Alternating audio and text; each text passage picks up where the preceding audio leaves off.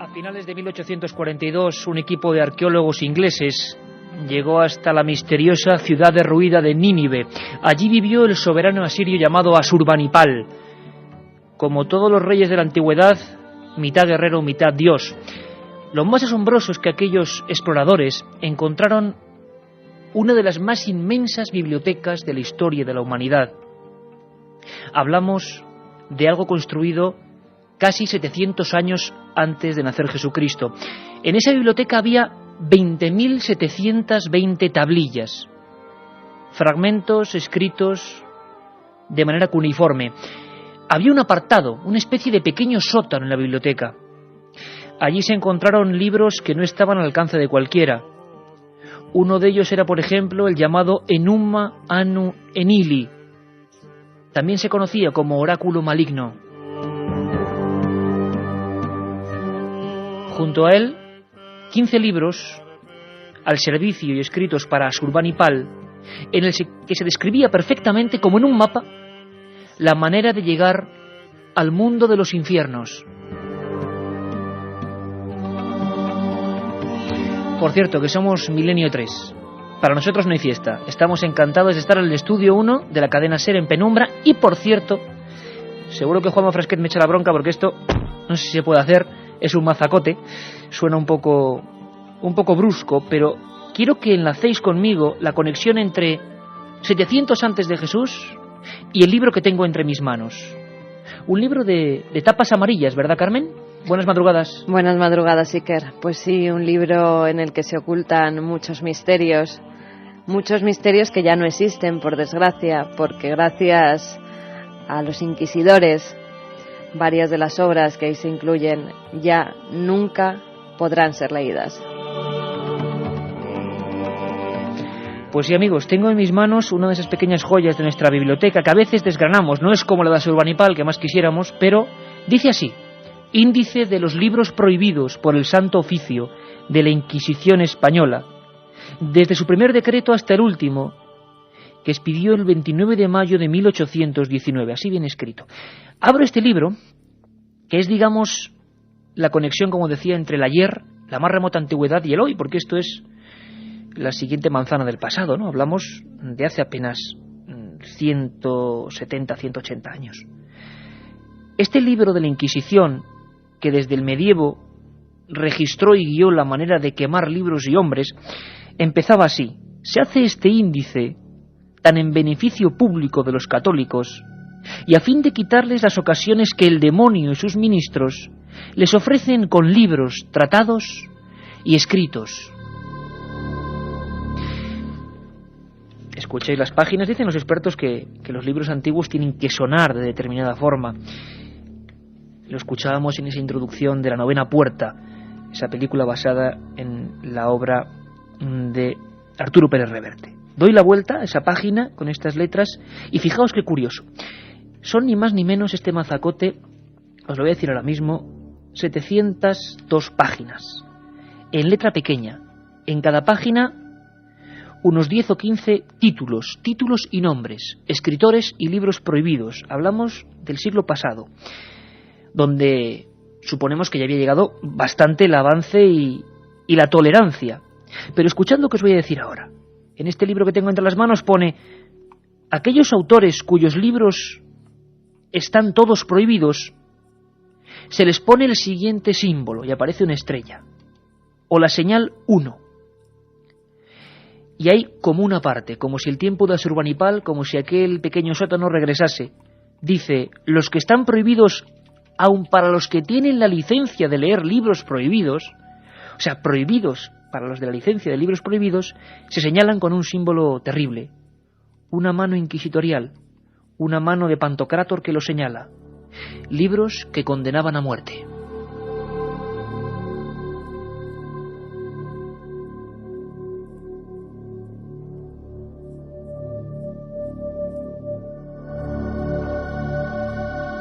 La otra realidad. Milenio 3. En la SER.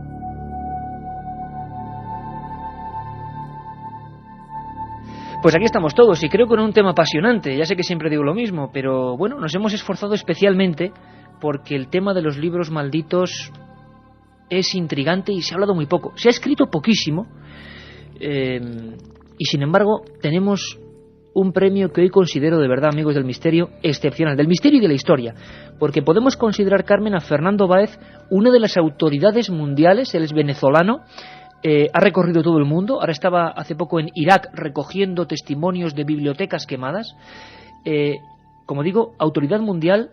Vamos a hablar con él hacia las 2 de la madrugada para conectar horarios y, Carmen, tenemos, como digo, ese obsequio muy importante con las vías ya abiertas de conexión con Milenio 3.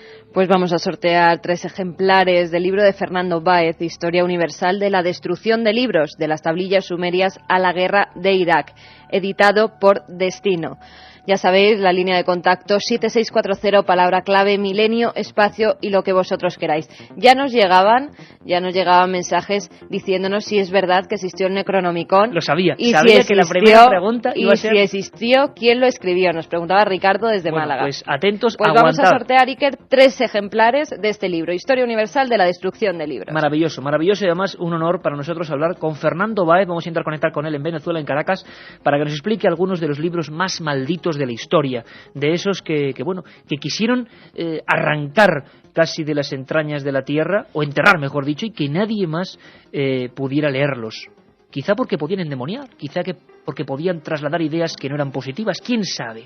Yo recuerdo que se han escrito varios libros sobre aquella expedición inglesa de 1842, se quedaron muy impresionados no solo con aquellos libros que eran el mapa del infierno.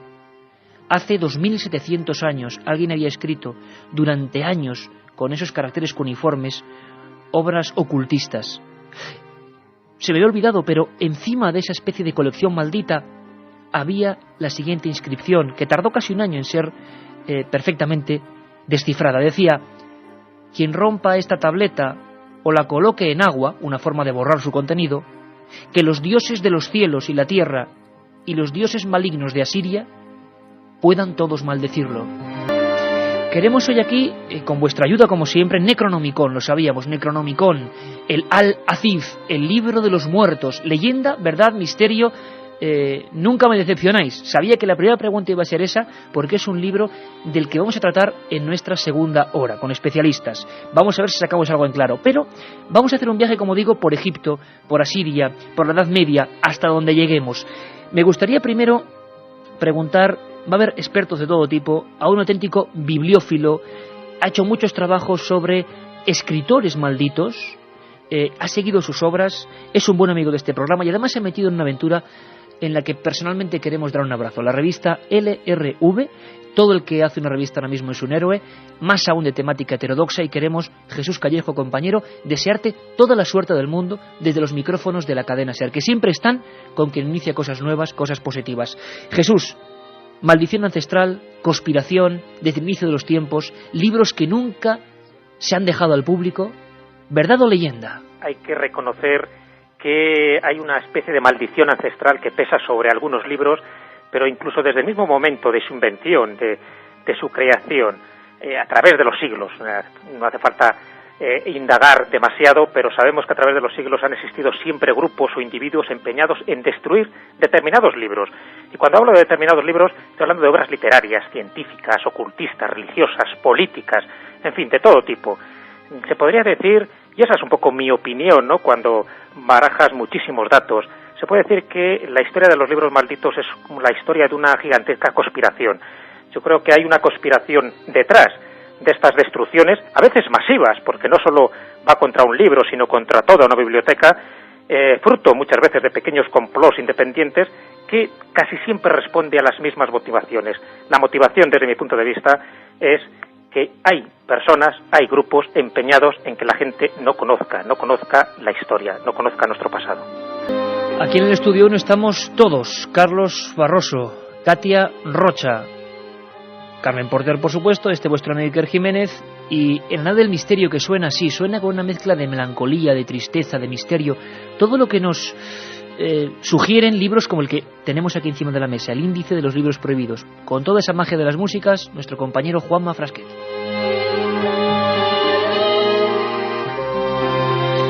Y ahora, si te parece, Juanma, esta nave pone rumbo a Egipto. a los desiertos líbicos, por ejemplo, absolutamente remotos, con partes hasta hace bien poco aún sin explorar y donde se encontraron primigenios libros, muchos de ellos malditos. Sobre otros surgieron leyendas que aún hoy perviven, como el Necronomicon. Vamos a hablar de un libro cuyo nombre inquieta, el libro de Thoth.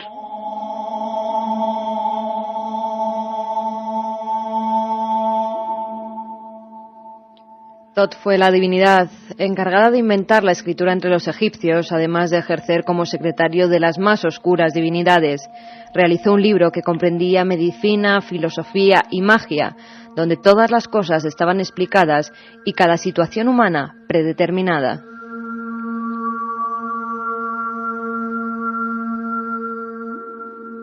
Se cree que el papiro utilizado por los asesinos de Ramsés III fue el libro de Thoth, y otras copias provocaron varios incidentes en varios lugares de Egipto. Por ello, a lo largo de los siglos, estos ejemplares fueron desapareciendo uno tras otro. Posteriormente, en un papiro se narra cómo Nefer-Ka-Pad encontró el libro de Thoth sumergido en un río y protegido por serpientes. Rescató la obra e hizo una copia que sumergió en cerveza para luego beberla. Así, adquirió todo el saber del mundo. Al enterarse Thoth de lo que habían hecho con su obra, regresó de la muerte y asesinó a Nefer. Hacia el año 360 a.C., el papiro se destruyó.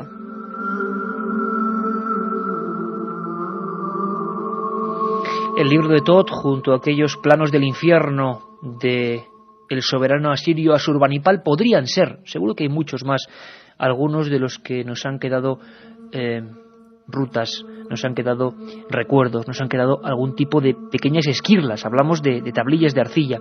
Seguimos en Egipto porque hubo una mujer, además esto especialmente a las mujeres creo que puede interesar mucho porque es una tremenda injusticia, una de las primeras revolucionarias por la lucha de igualdad entre ambos géneros fue Hipatia de Alejandría.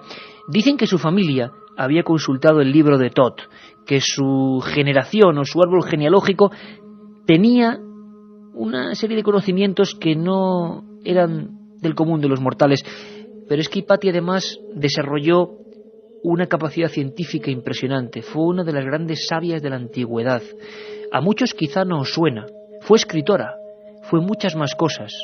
Su vida acabó de forma dramática. ¿Quién fue Hipatia de Alejandría? Vamos a descubrirla para mucha gente hoy, Carmen. Hipatia fue la primera mujer asesinada en la historia por dedicarse a la investigación científica. Dominaba sobre todo la astronomía y las matemáticas. Era hija de Teón, el bibliotecario en Alejandría. Casi nada ser la hija del hombre que tenía en su custodia la mayor biblioteca que dicen que vio la historia de la antigüedad, la famosa Biblioteca de Alejandría. Probablemente alguno de esos libros, quién sabe, mitad leyenda, mitad realidad del libro de Thoth, estaría en esas baldas antiquísimas. ¿Qué pasó con ella? En la primavera de 1415 después de Cristo fue secuestrada por unos monjes devotos liderados por Cirilo, el obispo de Alejandría.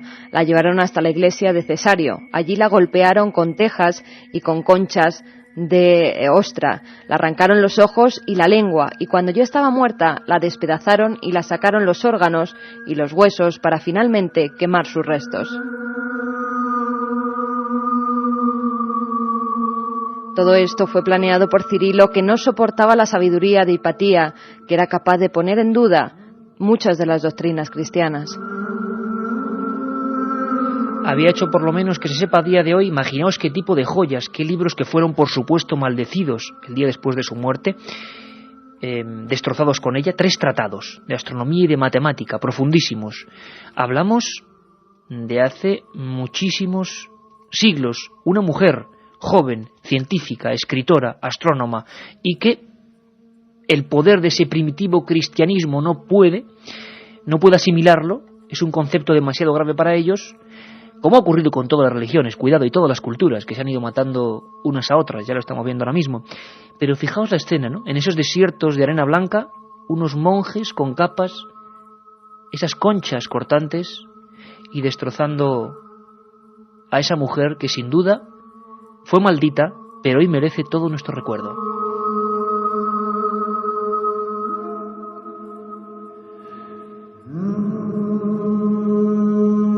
Milenio 3, con Iker Jiménez, en la cadena SER.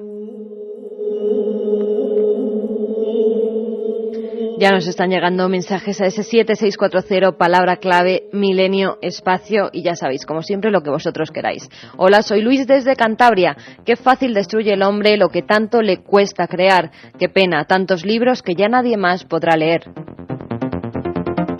Luego hablaremos, si te parece, Carmen, la Inquisición, que tiene un programa aparte, por supuesto, pero es que dicen los expertos que iban a estar con nosotros, casi 10 millones de títulos, lo que hoy sería prácticamente más que la Biblioteca Nacional, que es inmensa e impresionante, de la antigüedad, perdidos, prohibidos, sepultados.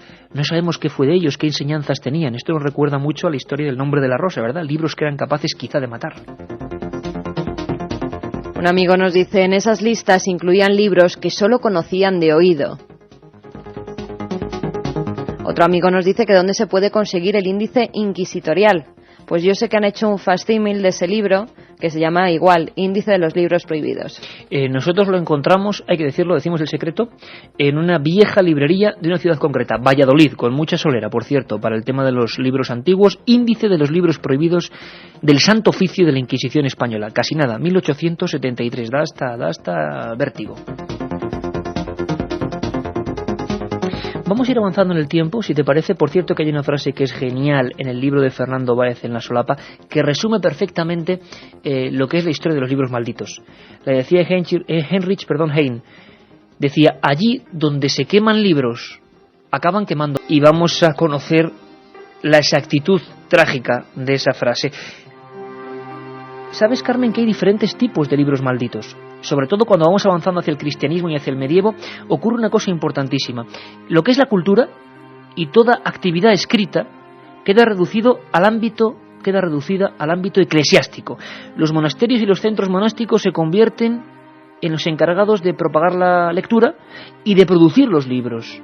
Es decir, queda muda, queda vacía de cultura la gente que no acude a esos lugares. En esos lugares se hacen, en los scriptorium, se hacen los códices, se copian los libros, pacientemente. Algunos ya se empiezan a hilar, incluso en la antigüedad se hacían con algunas tripas, se hilaban, y por ejemplo, en algunas partes de Asiria había libros ya con doble cara y pasado de páginas o de tablillas de arcilla. Era curiosísimo. Los monjes del primitivo cristianismo empezaban a viajar, a hacer pequeñas comisiones para ir a otras abadías, a otros monasterios y intercambiar, copiar la información. Evidentemente, sabemos cómo es el ser humano hoy, ayer y cómo será. ¿Y qué os imaginéis? ¿A qué parte iban primero? A los libros prohibidos.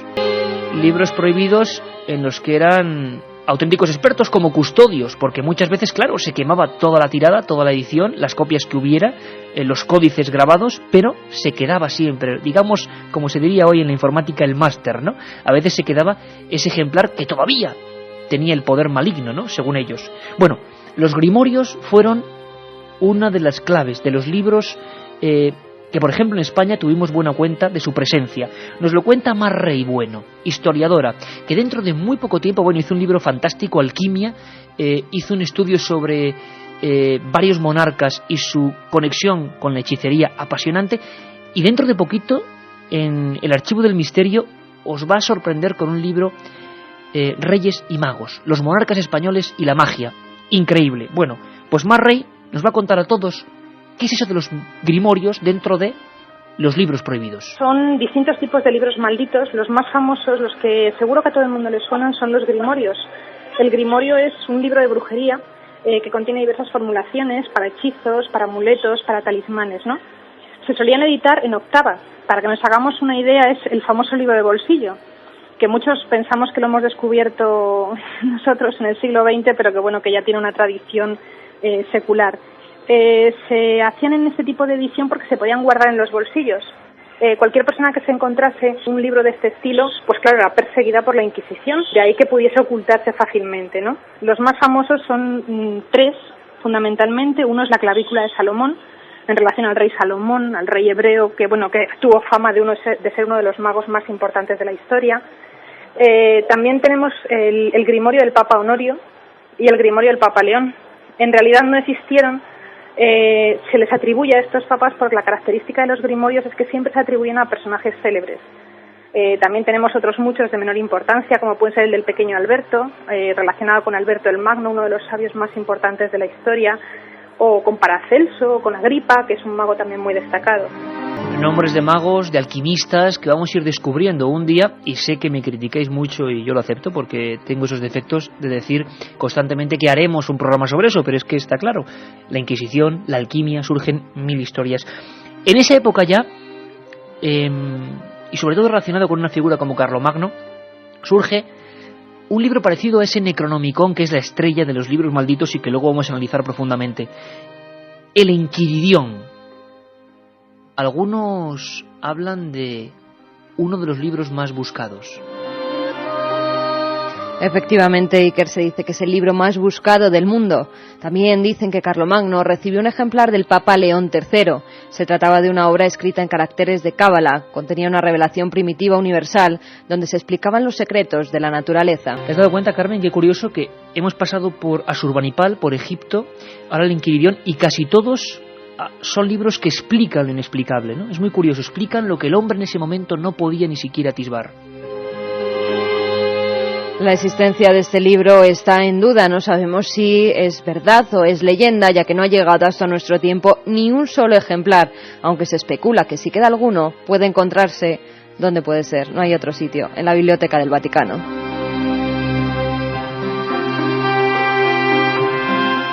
Y es que hablando, había que preguntarle, fíjate, hoy no lo tenemos, a nuestro querido compañero y amigo y sacerdote y periodista, muchos años en el Archivo Vaticano, Manuel Robles, ¿cuántos kilómetros eran de archivos, de librerías del Archivo Vaticano? 190 kilómetros. Creo que 90. 90 kilómetros. He inventado los otros 100. De baldas y de estanterías, que no es poco, que sí, no es poco. Madre mía.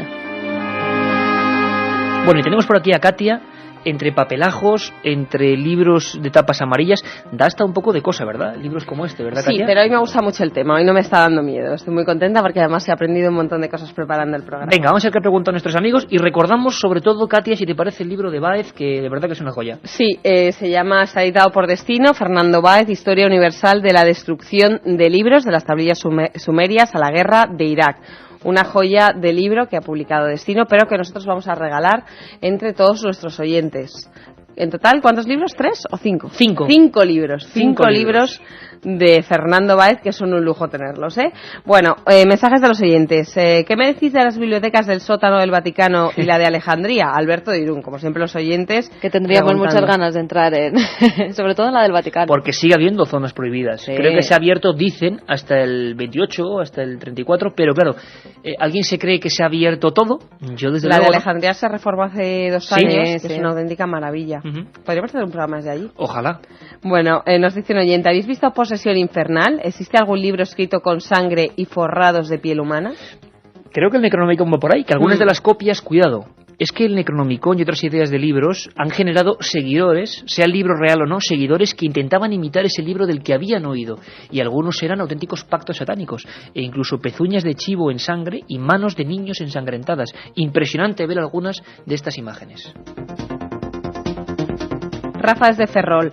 ¿Existieron los libros citados en La Séptima Puerta? Me parece que se refiere a La Novena Puerta, el libro de Pérez Reverte, Arturo Pérez Reverte, que además es la película que hemos puesto para empezar el programa. Pues además, Katia, que sigan muy atentos a la segunda hora porque vamos a volver a escuchar escenas de esa película. ¿En qué se basó esa película, de ese libro infernal, Ars Diaboli, como decíamos en un principio? ¿Cuál es el libro que genera eso? ¿Y qué realidad hay? ¿O hasta dónde podemos llegar? Bueno, oyentes que se van incorporando, no está muy claro porque nos dice Óscar de Madrid, por favor, decidme qué grado de credibilidad tiene el libro del Código Da Vinci. Necesito saberlo, gracias. Hicimos 2 programas dedicados a ellos, lo puede bajar de la página web www.ikerjimenez.com www.ikerjimenez.com, acceden a la web y se pueden descargar los programas siempre con el permiso de la SER. Es una novela. El Código Da Vinci es una novela. Lo que pasa que hay toda una historia por detrás que fue verdadera. Que yo creo que había que escribir un libro contando la verdadera historia de Hermes de Sato. No es mala idea. Un oyente que nos dice: siento pasión por los libros, qué gran delito destruirlos. Sí, señor. Habla de los evangelios apócrifos, por favor. Saludos desde los Gran Canarios.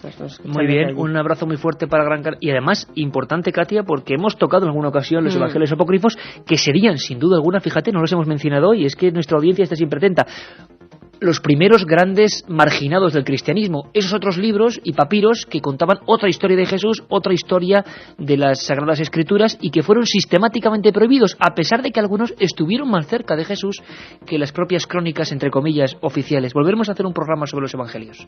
Un tema que la verdad que no es lo que pretendemos. Javi de Almería nos dice: no sé si volveré a leer después de esta noche un libro. No, pues al revés, porque lo que queremos es, y siempre hacemos el domingo, o casi siempre, la sección de biblioteca, porque Internet está muy bien, pero, por ejemplo, cuando uno quiere entrar en estos temas, hay que ir a las bibliotecas y hay que adquirir libros, leerlos, cogerlos, porque están grandes historias. Imaginad lo que estamos hablando hoy, 10 millones de libros solo en el medievo perdidos. ¿Qué contendrían? Madre mía, qué Bueno, increíble. otros oyentes que nos preguntan por un libro que fue polémico hace unos años. ¿Cuál fue la parte más polémica de los versos satánicos de Salman Rushdie? Sevilla, Moisés, Ángel, Bernabé. Interesante, pero hoy no vamos a llegar hasta eso, por lo tanto haremos una segunda parte. Libros malditos en el siglo XX. Sería ya mucho estirar el tema, pero como sabemos que va a dar para una segunda parte, lo haremos. Hoy nos quedaremos más o menos en el Renacimiento, y ya veréis qué cantidad de temas. Os esperamos con Fernando Báez, autoridad mundial e historiador en la historia de los libros malditos, Necronomicon y muchas más cosas. 7640, palabra milenio, ya lo sabéis, 5 libros.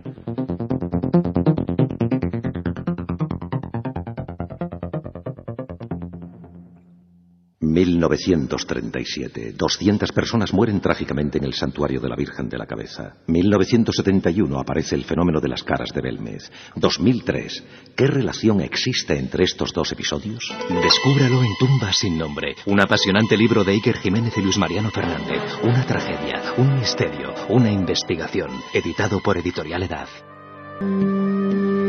Y es que esta música de Rodrigo Leao casi nos teletransporta a esas gigantescas bibliotecas polvorientas, con libros a veces situados al revés o escondidos en pequeños habitáculos. En esta hora vamos a descubrir y aprender juntos muchas cosas. Por ejemplo, que en España hay una de esas bibliotecas realmente enigmáticas. O sabremos cuál fue la biblioteca secreta del mago John Dee. Conoceremos eso, el Necronomicon a fondo, o la estenografía, libros de magia, libros que decían que podían enseñar lo invisible, libros incluso para comunicar con los muertos. O por lo menos, eso es lo que pensaban los autores que lo hicieron. Algunos fueron enterrados vivos, otros quemados, y para mechas utilizaron las páginas malditas de esos libros, la historia eterna de la intolerancia de la humanidad, y los objetos para mí más poderosos que puede hacer el hombre. Casi tan poderosos, o quiero creer que más que el cualquier arma y cualquier fanatismo, los libros, donde todo queda escrito para la historia. Y estamos a punto, vamos a ver si la conexión es buena. Pedimos cualquier tipo de disculpa porque la conexión es con Venezuela. Vamos a ver si podemos, están intentándolo nuestros amigos, conectar con Fernando Báez, toda una institución. Pero antes, Carmen, importantísimo, amigos de Milenio 3, coger lápiz y papel rápidamente, porque hay una de esas citas que se nos venía olvidando, y es normal con los programas que hemos tenido, el programa durísimo y emocionante a la vez del viernes pasado. Carmen, hay una cita, una charla coloquio, un encuentro de amigos con los amigos de Milenio 3, ¿no? Y Borja desde Alcalá nos lo preguntaba, nos decía que si podíamos repetir lo del próximo jueves. Bueno, pues allá va. Vamos a hablar, como no, también de libros. Esperemos que a nosotros no nos quemen. Será por ahí se va a andar, ¿eh? Será en la calle Serrano, número 52, en la Sala Ámbito Cultural del Corte Inglés. El jueves, día 25, a las 7 de la tarde. Jueves, día 25, a las 7 de la tarde, Serrano, número 52, en la Sala Ámbito Cultural. Y me dices la terna, los tres espadas, como diría Manolo Molés. Van a estar David Zurdo, Francisco Contreras... 4. Me querías dejar fuera, ¿eh? No, el novillero que debutaba con espada es David Zurdo, con su polémico Código B, que por cierto no quiero enredarme, pero hay cada uno por ahí que, bueno, claro, la polémica del Código B, pero vamos a dejarla aparte. Todas las preguntas que queráis en torno al Código B, pues ahí estará el informático David Zurdo para resolverlas. Bueno, y además de Francisco Contreras y David Zurdo, estará Iker Jiménez y también estaré yo, Carmen Porter. y todo el equipo, porque Katy dice que también se va a apuntar, y todo el equipo, y a Juanma, si le dejan, pues coge la nave del misterio, y Carlos Nicolás, que saludo desde el fondo, cada vez somos más, y siempre en penumbra. Jueves a las 7. Jueves día 25 a las 7 horas, Serrano número 52, Sala Ámbito Cultural del Corte Inglés. Bueno, pues con este fondo 1 característico estamos ya esperando la conexión con un hombre nacido en San Félix de Guayana, Venezuela, considerada máxima autoridad mundial en el estudio de los libros condenados, colaborador habitual de los más prestigiosos periódicos en 18 países, y hasta hace bien poco estaba en Irak en calidad de experto del área de historia, integrando bibliotecas perdidas y buscando rastros de la destrucción cultural de ese país. Su libro, Historia Universal de la Destrucción de Libros. Una obra imprescindible, y es un honor para nosotros saber algunos de sus secretos, de los libros malditos que a él le intrigan. Don Fernando Báez, desde Caracas, buenas noches. Buenas noches, Iker. ¿Cómo estás? Pues encantados de tenerte en Milenio 3. Fernando, hay varias partes de tu libro que nos interesan especialmente porque hablas de libros realmente misteriosos. Hubo una época, al parecer, en el medievo, en el que los libros de magia, los libros de ocultismo, los libros de alquimia, eran severamente castigados. ¿Es esto cierto o es una leyenda? Ciertamente, en el campo de la magia, de la astrología, en el campo de las predicciones, y en ciertos casos específicos de libros que contienen textos alquímicos, la persecución ha sido incansable, ha sido incesante. Lamentablemente, pues eso nos ha impedido conocer algunas obras, porque pareciera haber como una conspiración directa que trata de impedir que su mensaje llegue hasta nosotros, ¿no? Como es el caso, por ejemplo, de uno de los libros más raros del mundo, que es la esteganografía, por ejemplo, del abad Tritain, ¿no? Jean Tritain. Ese libro, por ejemplo, ha sido perseguido a lo largo de todas las épocas, un libro que fue escrito en criptografía y que contiene un mensaje que se ha considerado por parte de la Iglesia y de otros grupos como un mensaje que lesiona sus intereses y por tanto ha sido sumamente destruido, ¿no? En aquella época, en España, en nuestro país, ¿cuáles fueron los libros más perseguidos? Realmente hubo, según tú dices, centenares de miles de títulos, auténticas maravillas, condenadas a la hoguera, y de las que no quedó ni una sola copia. Hemos perdido auténticos tesoros en varios siglos, ¿no? Felipe II, por ejemplo, fue uno de los que hizo destruir la esteganografía, por decirte, ¿no? Fíjate, la biblioteca de Enrique de Villena, no sé si pues muchos españoles estén muy al tanto de la obra de Villena. Villena es uno de los grandes realmente astrólogos de todos los tiempos, traductor de la Divina Comedia, de la Eneida, y sus libros el día de su muerte fueron recogidos y destruidos, porque muchos de sus manuscritos contenían tesis sumamente novedosas y que cuestionaban, por supuesto, el poder de la Iglesia. Así que este asunto, como muy bien lo señalabas en tu pregunta, pues no es nuevo en España y se ha caracterizado por la persecución de obras muy puntuales, manuscritos realmente que hubieran dejado muy buena estela en el campo del conocimiento, ¿no? No solo escritores han sido pasto de las llamas, algunos que se metían en temas demasiado problemáticos como los que hoy nos ocupan, libros, como decíamos, de demonología, grimorios, libros que eran martillos de brujas y de herejes, sino que no solo las obras, quiero decir, sino que los propios autores muchas veces acompañaron a los libros a las piras inquisitoriales. ¿La Inquisición fue tan maléfica en ese sentido de quemar escritores y libros como nos han contado, o también hay cierta leyenda? Mira, eso es completamente correcto, ¿no? Lo que estás señalando, y por supuesto me imagino que estás haciendo alusión a un caso muy particular de España, que es el de Miguel Servet, ¿no? Que fue quemado junto con su libro Cristianismo Restitutio, un libro que se supone fue quemado porque hablaba de la circulación de la sangre y de otros hechos que completamente, recordaremos pues desde el punto de vista teológico, lo convertían en un verdadero hereje ante los ojos de la Iglesia, ¿no? Pero en el caso de Servet fue quemado, digamos, en unas condiciones muy particulares, porque él viene siendo uno de los primeros hombres que es quemado con su libro. Anteriormente se bastaba con quemar el libro. Cristo, por ejemplo, y Sócrates, si hubieran escrito libros probablemente no hubieran muerto, porque sus libros hubieran sido quemados y los autores hubieran completamente sobrevivido, como fue el caso de Protágoras en el siglo V en Atenas, que sus libros sobre los dioses un libro del cual no queda sino un fragmento sumamente extraño acerca de su escepticismo sobre los dioses, pues ese libro fue quemado nada menos que por los propios demócratas atenienses, ¿no? Y en el caso de Servet, pues sí se da la particularidad de que se queman junto con el autor. Y lo mismo ocurre con Giordano Bruno. Y en el caso de la Inquisición, pues es bien conocido que quizás millones de libros desaparecieron en sus manos, porque la Inquisición no solamente operó en el ámbito hispano, de España estrictamente, sino también en el ámbito de Hispanoamérica, en Perú, en México, en Venezuela, en distintos países en donde su labor fue nefasta, ¿no? Si yo te dijera tu libro maldito preferido de toda la historia, sé que es difícil, pero ¿me dirías alguno? Yo realmente diría que uno de los libros que creo que me causa más curiosidad fue ese libro que escribió John Dee y que pues se conoce con el nombre de Una verdadera y fiel relación de lo ocurrido entre el doctor John Dee y algunos espíritus, porque ese libro tiene la particularidad de que el astrólogo John Dee, uno de los personajes más fascinantes del Renacimiento, habla acerca de ciertos seres que le hablaron en un lenguaje específico que, por cierto, él describe, y cuenta todos los detalles de una serie de descubrimientos que serían posteriores, por ejemplo, al siglo XIX.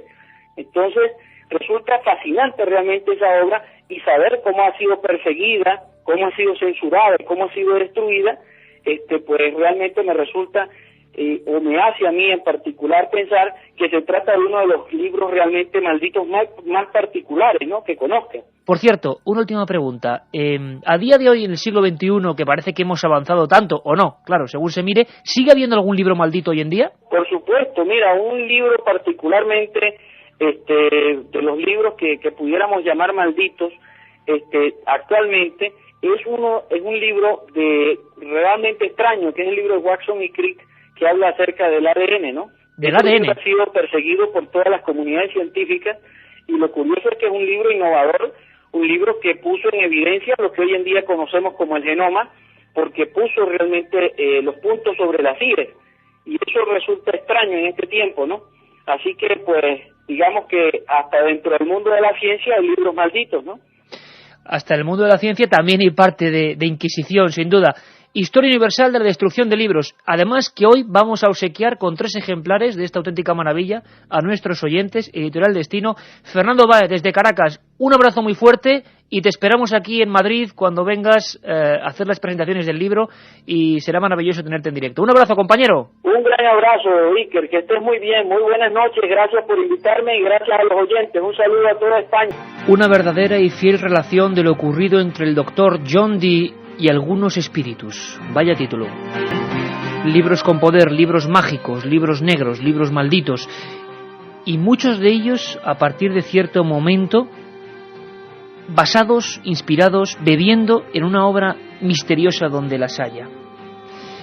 La esteganografía, así se la mencionaba. Si quieres, Carmen, antes de explicarlo, escuchamos un momento a la historiadora Mar Rey, autora de libros como Alquimia, dentro de poco de Magos y Reyes. Vamos a escucharla. La estenografía es un texto que circuló manuscrito durante muchos años, aproximadamente 150 años, hasta que se publicó impreso en la primera mitad del 17. Digo que estaba relacionado con la radio, pues porque este bactritemio lo que pretendía era que las personas se pudieran conectar y comunicar entre sí a través, podríamos decir, de los ángeles. La magia natural de la edad moderna da muchísima importancia a los ángeles como medios con los cuales una persona, si elabora una serie de conjuros determinados, puede comunicarse y de esta manera pues poder saber qué es lo que está ocurriendo en otras partes del mundo. Es decir, el abad Tritemio, en pleno siglo XV, está inventando una cosa tan fabulosa como la que tenemos en el momento actual, que es la radio, adelantándose en casi 400 años. Es apasionante de leer y tuvo muchísima influencia en todos los magos de la época. Y apasionante escuchar a una autora, escritora, historiadora, especialista en muchas materias como Mar Rey. De verdad que es un lujo tener colaboradores como ella, porque yo siempre me la imagino como alguno de esos personajes, pues no sé, de alguna obra como la de Manuel Pimentel, el político y escritor, la de Puerta de Indias. Te imaginas al investigador buscando entre archivos, o alguna que otra protagonista, por ejemplo, de las novelas medio extrañas, góticas, con códigos secretos de Matilde Asensi, que siempre suelen ser chicas jóvenes investigando. Pues Man Ray, de verdad que es un ejemplo. Pero ¿cuál es esa obra extraña? ¿De dónde surge? ¿Por qué anticipó una comunicación a través del espacio 400 años de la radio antes? Bueno, vamos a descubrirlo. El autor era un tal Jean Tritem, Carmen, que también se españoliza el nombre, se llama Tritemio, ¿no? También se le llama Tritemio, el abad Tritemio. Jean Tritemio fue miembro de una sociedad secreta, la Cofradía Celta, donde se estudiaba astrología, cábala, magia, matemáticas y literatura. Se convirtió en abad de Sponheim, donde creó una biblioteca monástica. Sus estudios sobre la cábala hebrea los resumió en 8 tomos que tituló Esteganografía. Era un manuscrito dictado durante un sueño, según decía. En esas obras se describían métodos de escritura secreta, telepatía y telequinética. Felipe II la hizo quemar por miedo a la divulgación y desde 1609 apareció en los índices prohibidos de la Iglesia. En las escuelas de Roma se enseñaba a escribir taquigráficamente porque era una herramienta de trabajo conveniente para transcribir conversaciones, y muchas de esas obras se utilizan en ese momento pues para transcribir obras.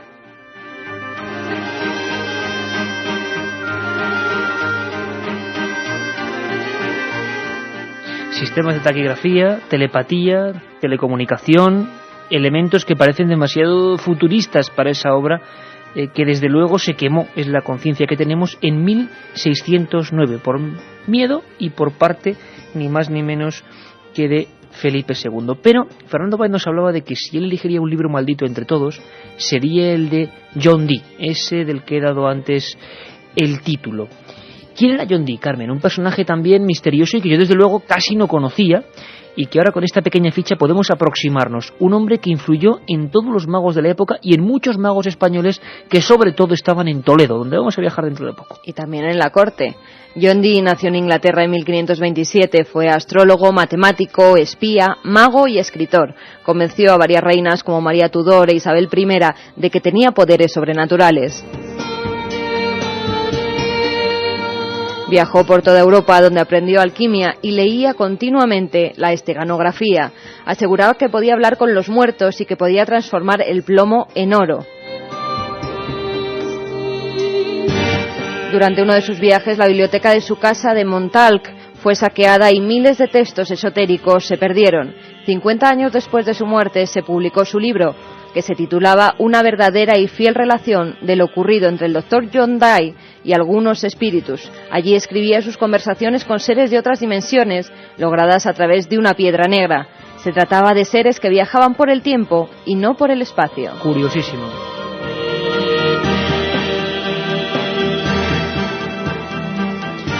Un libro que influye plenamente en toda una generación.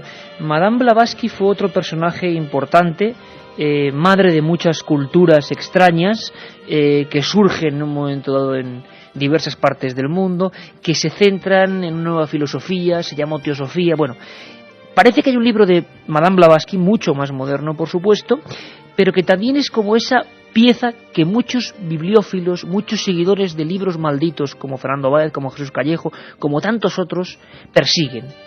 Vamos a preguntarle a Jesús Callejo de qué trata ese libro que está en sus sueños de perseguidor, como los protagonistas de esa novena puerta de Pérez Reverte. Parece que en este libro, Las estancias de Cian, ya digo, un libro inencontrable, pues ella intentó recoger un poco todos los conocimientos habidos y por haber en su época, tanto de cosas del más acá como del más allá.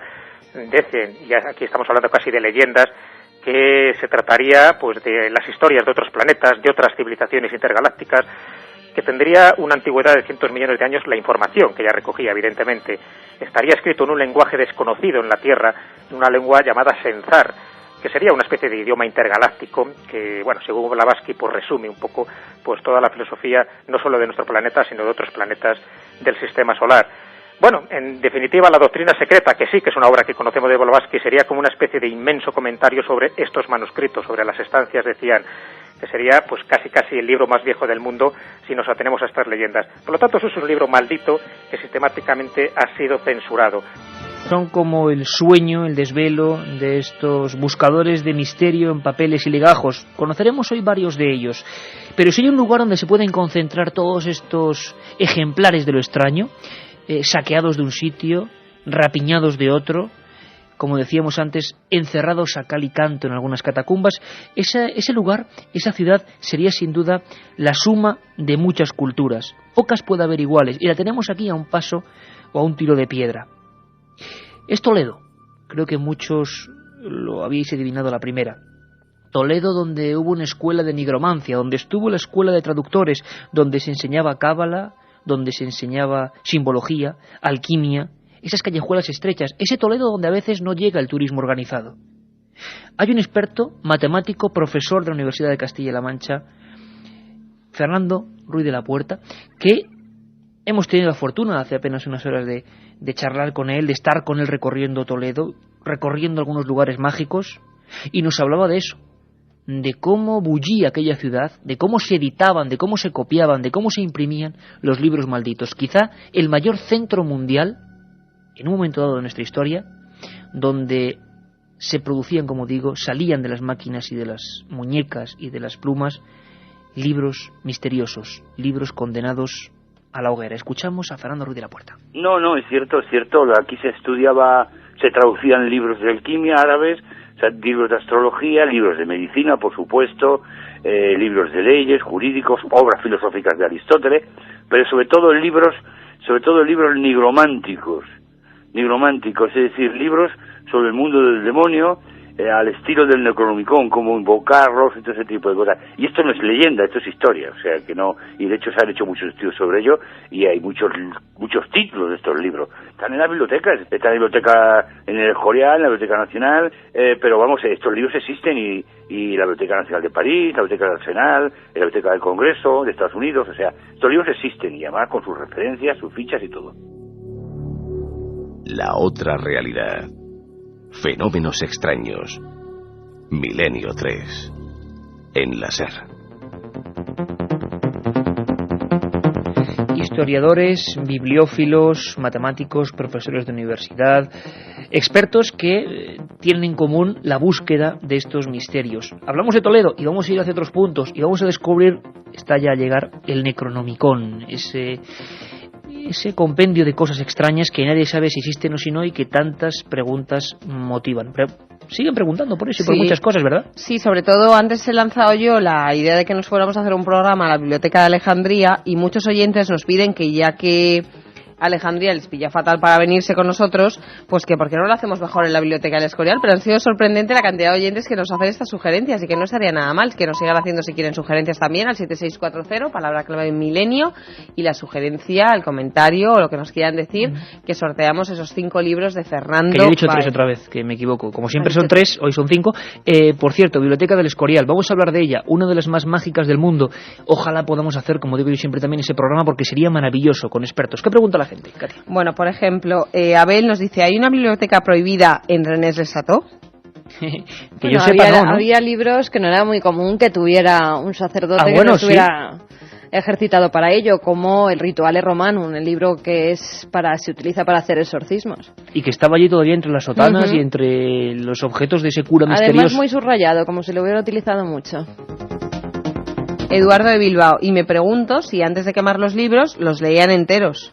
Parece ser que sí, parece ser que las comisiones como esta del índice de los libros prohibidos aquí en España era tan rigurosa que a veces te señalaba la mano esa acusadora o la estrellita y te ponía por qué, e incluso, Katia, qué partes del libro eran prohibidas y qué partes no. Emilio de Leganés nos hace una sugerencia de otro libro, un libro que recoge citas de muchos de estos libros prohibidos que estamos comentando hoy, Formulario de Alta Magia de Pío, editado por EDAF. Qué grande es la lectura, sea cual sea un libro, nunca te deja mal sabor de boca, hay que seguir animando a la gente a leer. José Luis desde Sevilla. David de Zaragoza nos dice, el libro El último Catón habla de la biblioteca secreta del Vaticano. Muchos oyentes hacen referencia al último Catón. Un libro de tremendo éxito, además.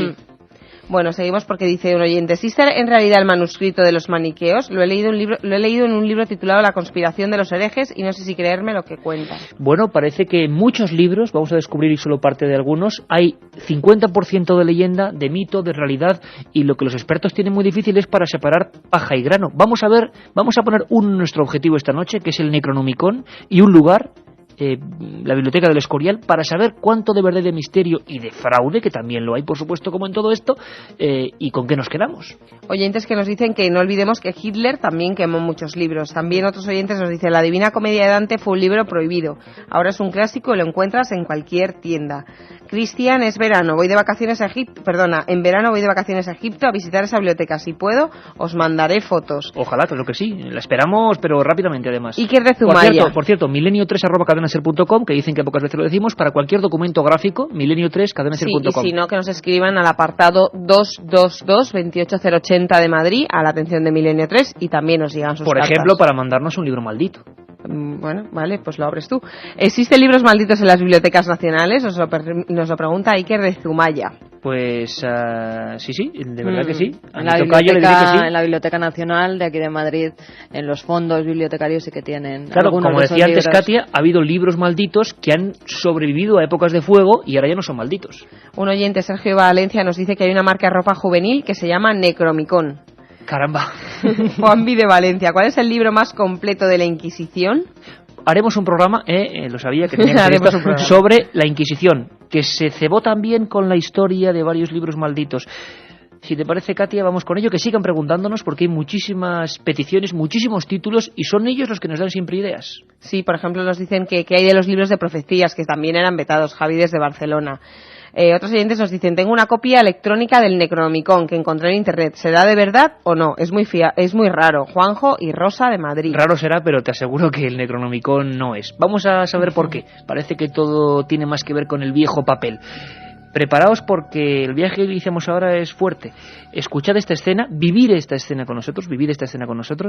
Es la conversación entre Corso y Balkan, personajes de esa novena puerta.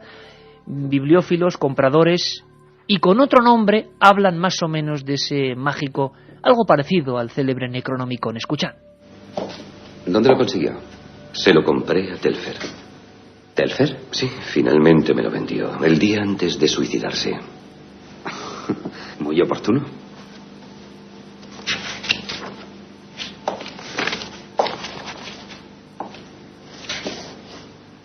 Silentium est aurum. El silencio es oro, precisamente. ¿Ha oído hablar del Delomelanicon? He oído hablar de él, sí. Es un mito, ¿no? Un libro atribuido a la mano del mismísimo Satán. No es un mito. Ese libro existió. El propio Torquia lo adquirió. Los grabados que ahora admira fueron adaptados por Torquia del Delomelanicon. Forman una especie de jeroglífico infernal. Dicen que correctamente interpretados con la ayuda del texto original y los conocimientos adecuados permitirían convocar al mismísimo príncipe de las tinieblas. Datos. El inmenso laberinto de este título, del que se dan varias referencias buceando entre la ficción y la realidad, nos dicen que fue escrito por una especie de escritor o poeta loco que vivió hacia el 700 a.C., ni más ni menos. Se llamaba Abdul al-Adred y vivía en lo que hoy conocemos como Yemen. Podía ser un libro de viajes. Para ello vio con sus ojos ruinas en Babilonia y subterráneos secretos en Memphis. Dicen, cuentan, aseguran, discuten, polemizan, que pasó este hombre 10 años solo en el desierto del sur de Arabia, conocido como el espacio vacío. Un espacio que, según siempre la leyenda, está habitado por espíritus malignos o djinns, soldados o monstruos de la muerte. Acosado por una terrible enfermedad que le podría la sangre, vivió en los últimos años en la ciudad de Damasco, y allí recluido, según el biógrafo Ed Kalikan, ya en el siglo XII, han pasado muchísimos años, se afirma que escribe esa terrible obra, compendio de todas las visiones terroríficas que ha tenido en esa especie de tour de force, de prueba de fuego, el Necronomicon. También se cuenta que hacia el año 950 ese Al-Azif fue por vez primera traducido al griego y comenzó a llamarse por ese nombre. El libro de los nombres muertos, Necronomicon. También parece que se tradujo al latín. Algunos hablan de la Biblioteca Nacional de París, otros del Iris Museum. Incluso algunos aseguran que en esa ciudad mágica llamada Toledo se editó una de las copias auténticas. Acarreando quizás más leyenda, o más realidad, quién sabe, algunos afirman que estaba hecho con piel de hombres y escrito con sangre. Le debemos toda esta historia, esta paranoia, este truco, quién sabe, a ese genio llamado Howard Phillips Lovecraft, uno de los mitos de la escritura del terror junto con Edgardo Allan Poe. Por cierto que Lovecraft, quien aseguraba haberse basado en ese libro antiguo, advertía a sus lectores, y vaya advertencia, decía cerrando su estudio: se dice que la lectura de este libro, del Al-Azif, acarrea consecuencias terribles.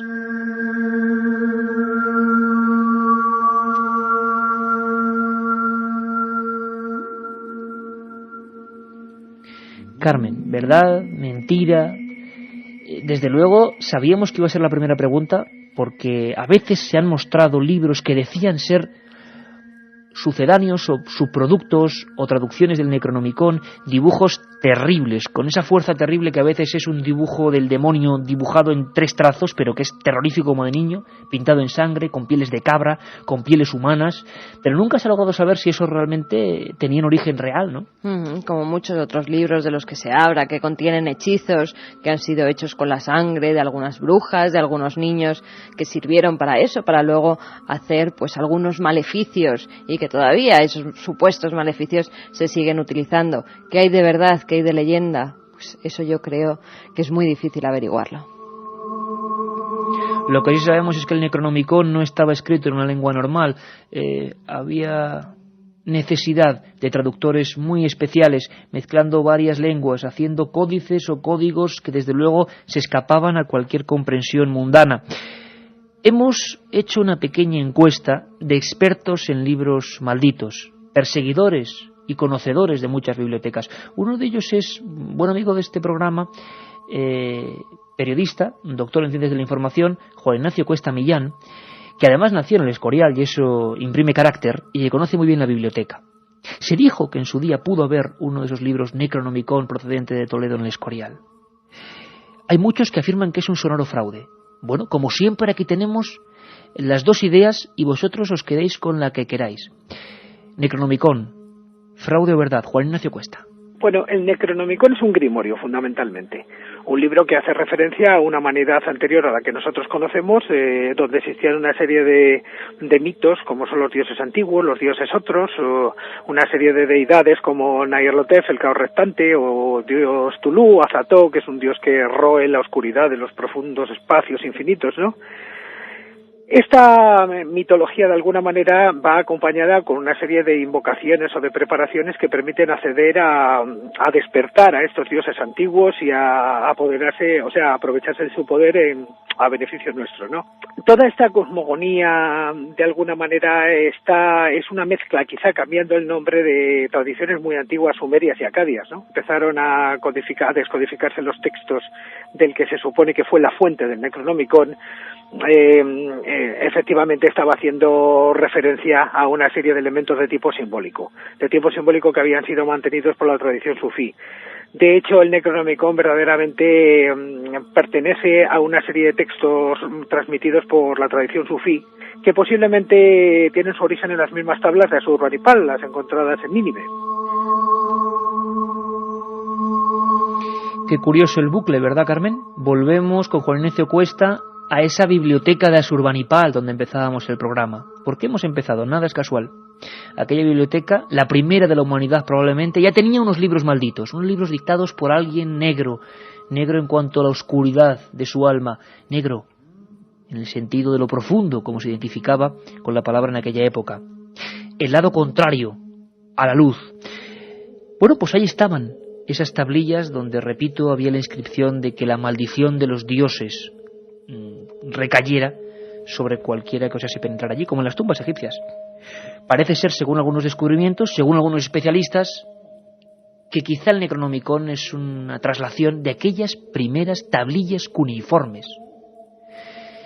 Imaginadlo, cuando llegaron aquellos ingleses, cuando con las palas retiraban el terreno, y casi como en la película del exorcista aparecían aquellas tablillas con un mensaje que nadie era capaz de descifrar.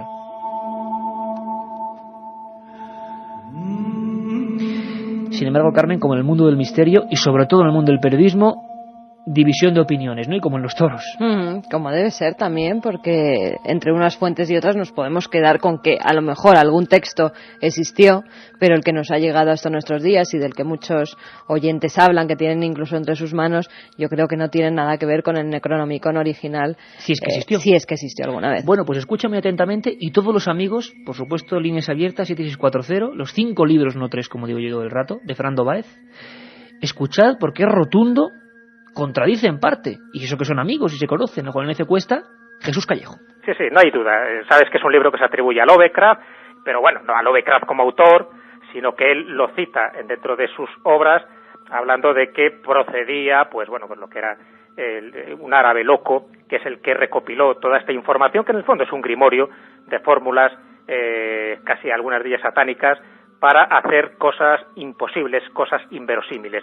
Y desde luego circuló por muchísimos lugares el rumor de la existencia de este libro del Necronomicon. De hecho, hay versiones literarias, hay libros. Yo tengo un libro titulado El Necronomicon, pero en la historia, en el origen del Necronomicon, hay más dudas, hay más sombras que luces, hasta el punto que hasta donde yo he podido llegar, la investigación que yo he podido hacer con personas que he consultado, que conocen muy bien todo este tipo de tratados supuestamente de magias, en ninguna parte aparece ninguna referencia sobre la historicidad de este libro del Necronomicon. 2 y 44 minutos 45 exactamente ahora en el reloj de la cadena SER.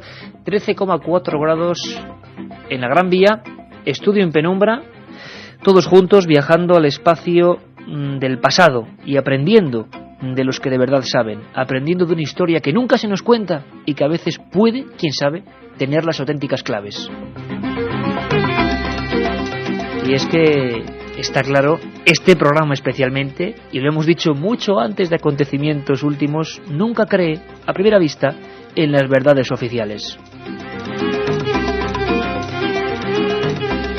Y todo esto del Necronomicon y los libros malditos era precisamente la cara extraoficial, la que nos gusta. Carmen, hace 2 o 3 días, por una investigación que ya comentaremos, recorríamos ese Toledo insólito con varios amigos, un arqueólogo y 2 profesores de la universidad. Apasionante e increíble. Uno de ellos era Fernando Ruiz de la Puerta. Hablábamos, por supuesto, de libros malditos. Estuvo el Necronomicon. Hay crónicas de un Necronomicon auténtico y terrorífico que generaba locura entre quien lo leía en Toledo. Habría sitios en Toledo para esconder este lugar, Parecía que había signos casi que decían dónde estaba el libro, ¿no? Yo me acuerdo, fíjate, Iker, de pasear cuando estuvimos el otro día paseando por el barrio de las Brujas. ¿Te acuerdas que allí además nos dijeron que se habían hecho descubrimientos realmente terribles? Y en algunas de las iglesias que había por aquella zona... Estaba excavando en ese momento en algunos sitios. En algunas de esas iglesias había seres con patas de chivo, una serie de especie de demonios alados cuyas patas eran las de cabra, con las que se identifica casi siempre al demonio. Y es que ciudades como Toledo hay bien pocas. ¿Estuvo el Necronomicon alguna vez en Toledo? Nos responde el matemático y erudito Fernando Ruiz. La historia de si existió en Toledo, digamos, si se tradujo en Toledo. Bueno, hay un autor, investigador, Rafael Llopis, que en un libro suyo de los años 80, que se llama El novísimo Algacife, él hace una referencia a la traducción al Algacife, el Necronomicon, que dice que se tradujo en León al romance castellano con el título del libro de los que dicen los espíritus del desierto, y en Toledo se tradujo al latín con el nombre de Necronomicon. Una pista curiosa. Luego hay más pistas respecto a la posibilidad de la existencia del Necronomicon, en la cual se dice que el año 1228 un tal Olaus Bormius hizo una traducción del Necronomicon al latín también, que una fue impresa en dos ocasiones, una en el siglo XV en letras negras y la otra en el siglo XVII. Se dice también que el Papa Gregorio IX en 1232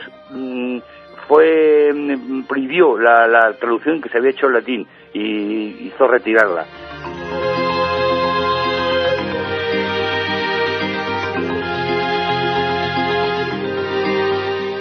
Y es que hasta en los grandes personajes hubo libros parecidos de sabiduría extraña como el Necronomicon. Parecidos, digo, porque no solo es único el Necronomicon. Hasta Nostradamus parece que tuvo influencia de uno de estos libros de la Ars Mágica, ¿no? Michel de Notre Dame, el profeta más importante de la Baja Edad Media y que ha llegado hasta nuestros días. Sus profecías, además de ser médico, se interesó por las ciencias ocultas que practicaba en un hotel de Soissons.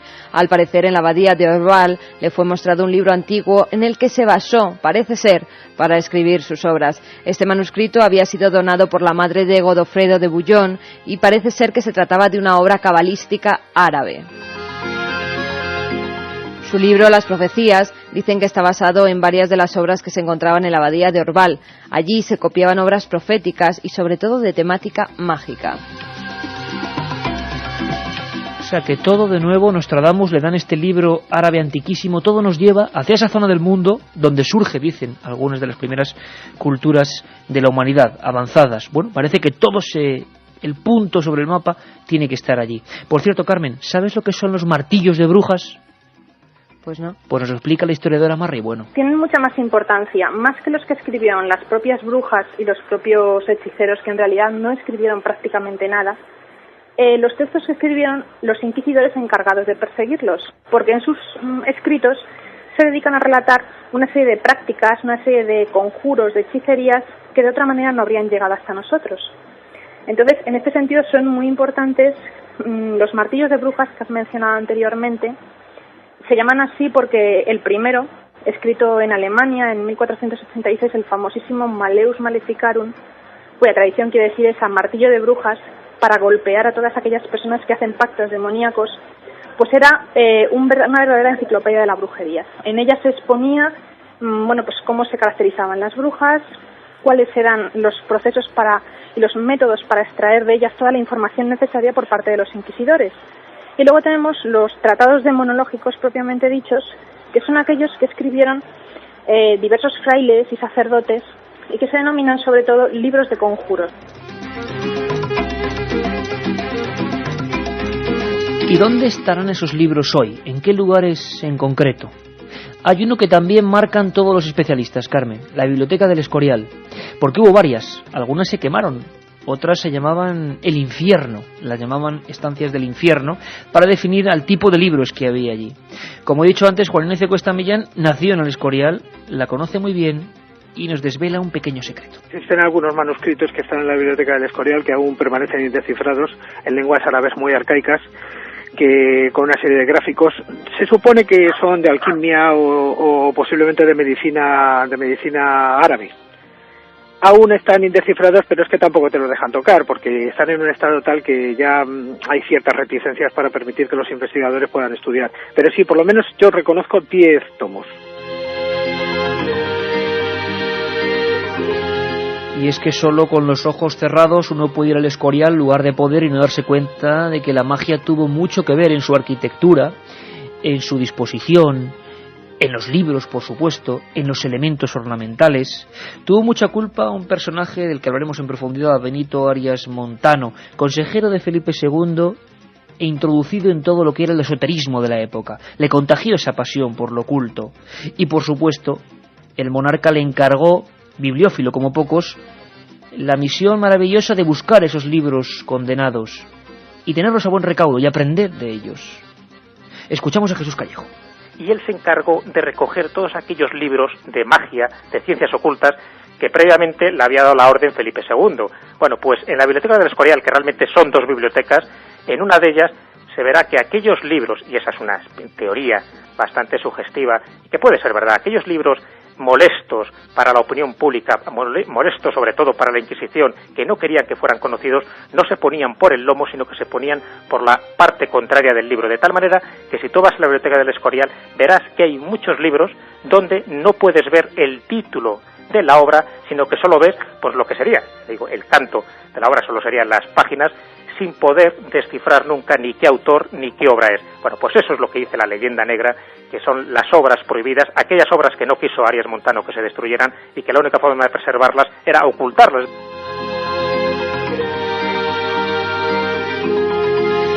¿Qué esconderá esa biblioteca? ¿Podremos saberlo algún día? ¿Qué dependencias todavía quedan secretas? ¿Qué se aprendió de ellas? ¿Qué tiene que ver, por ejemplo, en la alquimia, en la búsqueda de la piedra filosofal, en la búsqueda del elixir de la eterna juventud? Temas maravillosos. Marrelli, una de las máximas especialistas, decíamos, historiadora, autora de ese tratado, dicen, único en España, Alquimia, nos habla de ese nombre que yo le ponía antes a algunas dependencias, el infierno, como nombre para una biblioteca. En la cual se ocultaron muchos de estos textos, puesto que ya sabemos todos que Felipe II era un monarca muy interesado por todo lo que es el ocultismo y la magia, ¿no? Pese a su fama que tuvo de rey prudente, de rey, bueno, pues muy importante, muy interesado con la religión cristiana, él era un gran ocultista, le interesaban todos estos aspectos. Y entonces se encargó de reunir en su biblioteca escurialense todo tipo de textos vinculados con la magia, con la alquimia, con la superstición.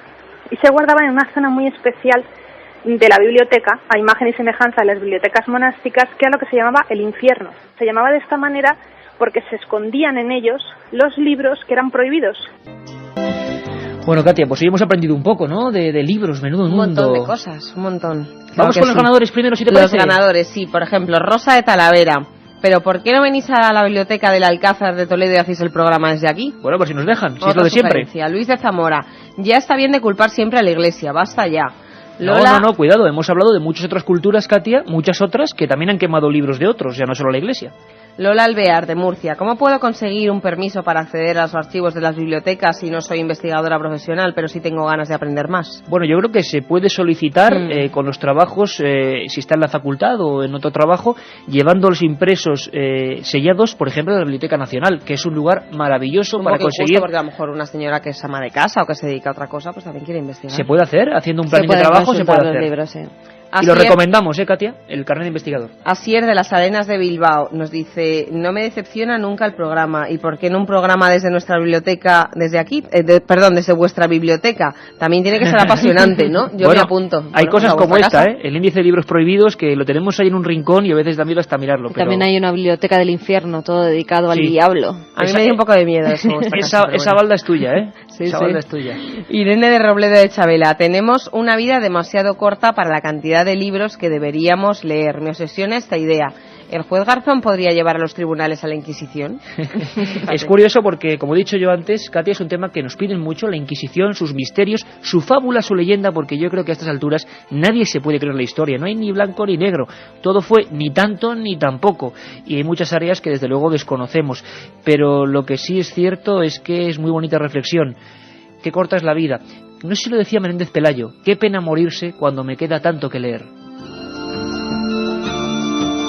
Y preguntas de todo tipo, ¿verdad, Sí, Katia? Preguntas de todo tipo. Por ejemplo, Abel nos dice, ¿existió realmente el libro que cita Eco en El nombre de la rosa? Existieron varios libros, cita varios, lo que pasa es que también hay mucha leyenda urbana en torno a él. Dani de Toledo tiene una obsesión, no sabe cuál es el barrio de las brujas y quiere que se lo contéis. Bueno, que nos lo cuente mejor Fernando de la Puerta en un próximo programa. ¿Sabes la idea, Katia? Recorrer el Toledo mágico, casi estando allí con ellos, y que nos vayan explicando desde luego una ciudad donde quedó grabado el misterio y las diversas culturas de los hombres. A ver si lo hacemos. Para que veas cómo son los oyentes, Martín me dice ya para terminar un dicho hindú. Un libro abierto es un cerebro que habla, cerrado un amigo que perdona, quemado un corazón que llora. O aquella otra frase célebre, no sé quién la dijo realmente, pero esa de que el libro es un amigo que jamás te falla. No sé qué pensarían aquella comisión de exploradores ingleses del British Museum que llegaron a la terrible ciudad devastada de Nínive y encontraron aquellas tablillas que ya decían que había libros que no eran del dominio público.